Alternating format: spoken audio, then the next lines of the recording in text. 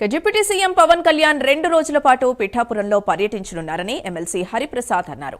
సంక్రాంతి సంబరాలకు ముందస్తు ఏర్పాట్లు ఎస్పీ బిందు మాధవ్తో కలిసి ఆయన పరిశీలించారు.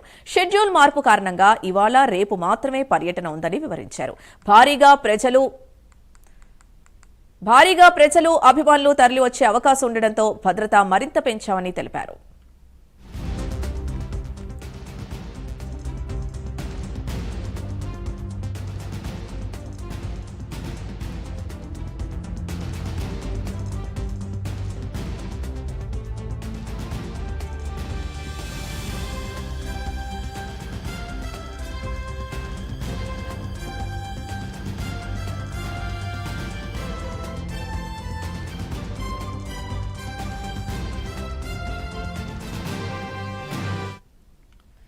డిప్యూటీ సీఎం పవన్ కళ్యాణ్ 2 రోజుల పాటు పిఠాపురంలో పర్యటించనున్నారని ఎమ్మెల్సీ హరిప్రసాద్ అన్నారు.